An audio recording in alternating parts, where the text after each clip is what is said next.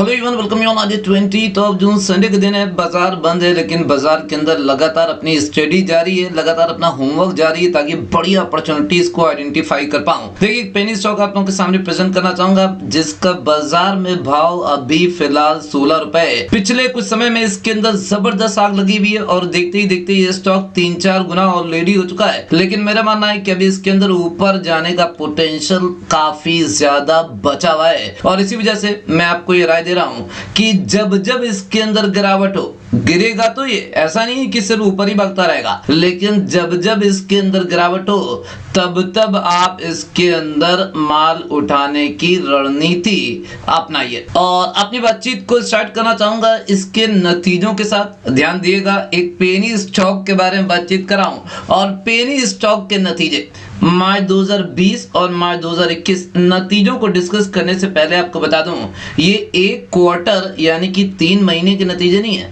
जब मैं मार्च 2020 के बारे में बातचीत कर रहा हूं तो इसका मतलब है फाइनेंशियल ईयर 2020 और ये पूरे 12 महीनों के नतीजे। तो पूरे 12 महीनों की कंबाइंड कॉम्प्रिहेंसिव स्टडी आप लोगों के सामने प्रेजेंट कर रहा हूं। जब मैं मार्च 2021 की बात कर रहा हूं तो इसका मतलब है फाइनेंशियल ईयर 2021 और ये पूरे 12 महीनों के नंबर आप लोगों के सामने। तो कोई एक क्वार्टर के नंबर नहीं प्रेजेंट कर रहा हूं, पूरे 12 महीनों के नंबर आप लोगों के सामने प्रेजेंट कर रहा हूं। पहले आप यहाँ पर रेवेन्यू देखिए, बिक्री देखिए। मार्च 2020 में 7,562 करोड़, मार्च 2021 में 7,934 करोड़, लगभग 5% की जंप है यहाँ पर बिक्री के अंदर। तो रेवेन्यू के अंदर बढ़िया डिसेंट जंप आपको देखने को मिल रही है। ऑपरेटिंग प्रॉफिट की बात कर लेते हैं।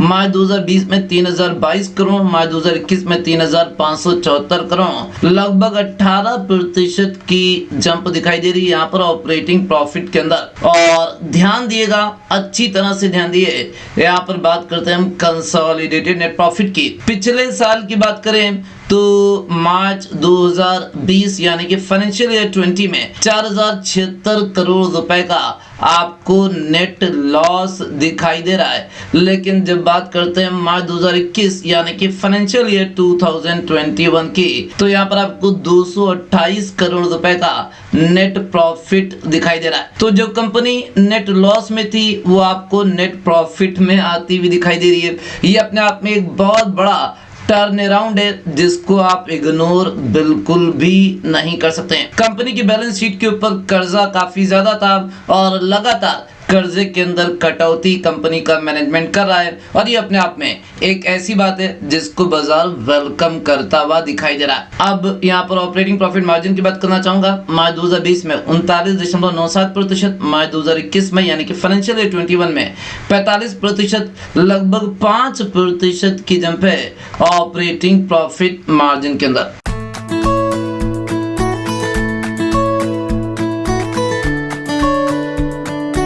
और अब बाबूजी चार्ट आप लोगों के सामने मैंने लगाया है, नाम नहीं दिखाई दे रहा है लेकिन मैं आपको हिंट देना चाहूंगा जिस कंपनी के बारे में बातचीत कर रहा हूं ये पावर सेक्टर की काफी जानी मानी कंपनी है। जी हाँ, किसी जमाने में ये ग्रुप काफी रेप्यूटेड ग्रुप हुआ करता था, लेकिन देखते ही देखते कर्जे के बोझ के नीचे ग्रुप इतना ज्यादा दब गया कि इसकी कंपनियां बुरी तरह से पिटी, शेयर बाजार के अंदर भारी गिरावट देखने को मिली। देखिए, अभी 2021 में प्राइस में आप लोगों के सामने प्रेजेंट कर रहा हूं। 1 जनवरी 2021 को इसकी क्लोजिंग 3 रुपए 50 पैसे के ऊपर। और उसके बाद हम आगे आ जाते हैं और मैं बात करना चाहूंगा पिछले महीने की। 3 मई 2021, मई के महीने का पहला ट्रेडिंग डे, 3 मई को इसकी क्लोजिंग होती है 5 रुपए 30 पैसे के ऊपर। और उसके बाद जो रॉकेट बन करके इसमें उड़ान दिखाई दी है, डेली बेसिस के ऊपर इसके अंदर अपर सर्किट की सिचुएशन हम लोगों को देखने को मिली है। लगातार इसके अंदर अपर सर्किट हम लोगों को दिखाई दिए हैं। 18 जून को इसकी क्लोजिंग 15 रुपए 85 पैसे के ऊपर। तो अगर आप मई से जून के बीच में देखिए तो ये 3 गुना हो चुका है 2 महीने में, बल्कि बोलना चाहिए कि ये सिर्फ 1.5 महीने में ये 3 गुना हो चुका है। तो दिखने में तो ऐसा लग रहा है कि शायद बहुत ज्यादा तेजी आ चुकी है, लेकिन मेरा मानना है कि शायद इसके अंदर थोड़ा बहुत करेक्शन देखने को मिले, लेकिन उसके बाद फिर इसके अंदर तेजी रिज्यूम हो जाएगी। और अब मैंने आप लोगों के सामने यहाँ पर इसकी RSI की स्टडी प्रेजेंट करी है। यहाँ पर RSI का लेवल देखिएगा। अगर मैं बात करूँ 18 जून 2021 की, तो RSI का लेवल दिखाई दे रहा है लगभग 95। तो वेरी वेरी वेरी ओवरबॉट आप इसको बोल सकते हैं, बहुत ज्यादा ओवरबॉट है। तो इसके अंदर करेक्शन आना तय, करेक्शन होगा, ये 1-2 दिन गिरेगा, 3 दिन गिरेगा, और वो एक ऐसा मौका हो सकता है जब आप इसके अंदर खरीदारी कर सकते हैं। मेरी बात समझ रहे हैं? तो आप इसके अंदर एक्युमुलेट करने की रणनीति अपना सकते हैं। जब जब ये गिरे तब तब आप इसके अंदर खरीदारी करिए। वैसे मेरा मानना है कि ऐसे मौके आपको कम ही मिलेंगे, जी हाँ, लेकिन आपको इसके ऊपर नजर रखनी है। जब RSI अभी आपको 95 दिखाई दे रहा है, RSI 95 से गिर करके जब RSI आपको 70 की रेंज में दिखाई दे तो आप इसके अंदर खरीदारी कर सकते हैं। मेरी बात समझ रहे हैं? अगर 70 से थोड़ा नीचे RSI आ जाए, हालांकि इस बात की गुंजाइश मुझको कमी दिखाई देती है, RSI 70 से 60 के बीच में हो, अगर आपको ऐसा मौका मिलता है तो मुझे लगता है ये एक बढ़िया जोन हो सकता है इसके अंदर खरीदारी करने के लिए।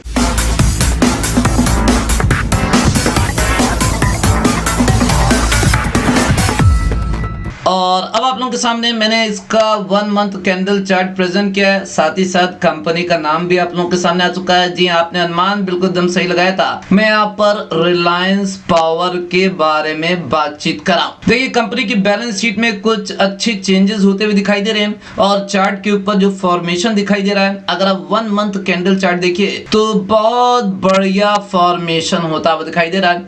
यहाँ पर मैंने 2018 से प्राइस मूवमेंट को आप लोगों के सामने प्रेजेंट किया है, और हम 2019 में भी प्राइस को देखेंगे, 2020 में भी प्राइस को देखेंगे, और 2021 में जो सिचुएशन है उसको भी ऑब्जर्व करेंगे। जनवरी 18 में इसने हाई बनाया था 65 रुपए 20 पैसे का, 65 रुपए 20 पैसे का हाई।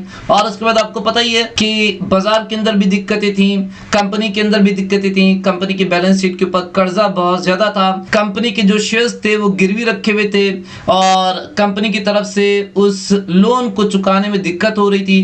तो कंपनी के जो क्रेडिटर्स थे उन्हीं ने कंपनी के शेयर्स बाजार में बेचे, जिसके चलते शेयर्स के अंदर भारी गिरावट देखने को मिली। आपको पता ही है कि अनिल धीरूभाई अंबानी ग्रुप यानी कि ADAG के अंदर किस तरह के इश्यूज रहे पिछले 3-4 सालों के अंदर, लेकिन स्थिति कुछ कंपनियों में बदलती भी दिखाई दे रही है, और समझदारी इसी में है कि आप इन बदलती हुई परिस्थितियों के अंदर अपना पॉइंट ऑफ व्यू भी चेंज करिए। जनवरी 2019 में इसने 30 रुपए 95 पैसे का ही बनाया, उसके बाद इसके अंदर गिरावट कंटिन्यू रहती है। अब हम 2020 के अंदर आ चुके हैं। जनवरी 2020 में इसने 3 रुपए 70 पैसे का ही बनाया, गिरावट कंटिन्यू रहती है।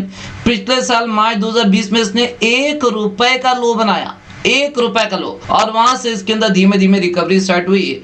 अब हम 2021 के अंदर आ चुके हैं। जनवरी 2021 में इसकी ओपनिंग होती है 3 रुपए 35 पैसे के ऊपर, और वहां से इसने मुड़ करके नहीं देखा है, लगातार तेजी बरकरार रही है। जून 2021 का महीना चल रहा है, 18 जून की बात कर रहा हूं, 18 जून को इसकी क्लोजिंग हुई है 15 रुपए 85 पैसे के ऊपर। जैसे मैंने अभी आपको 1 डे कैंडल चार्ट दिखाया, ये ओवरबॉट है, और ओवरबॉट होने के चलते इसके अंदर थोड़ा बहुत करेक्शन हमको देखने को मिल सकता है। तो ये करेक्शन आपको एक अपॉर्चुनिटी के तौर पर लेना चाहिए, और इसके अंदर माल उठा लेना चाहिए। आपके माल उठाने के बाद थोड़ी बहुत गिरावट और हो सकती है, उसके लिए भी आपको मेंटली प्रिपेयर्ड रहना चाहिए। मतलब इसके अंदर लंबी दूरी का गेम के लिए मुझे लगता है कि आपको पछताना नहीं पड़ेगा। तो काफी सारी बातें मैंने आप लोगों के साथ शेयर करी, आपको दिखाया कि जिस तरह से पूरे फाइनेंशियल ईयर 20 के कंपैरिजन में फाइनेंशियल ईयर 21 में जो स्थिति में परिवर्तन हुआ है वो मैंने आप लोगों के सामने प्रेजेंट किया,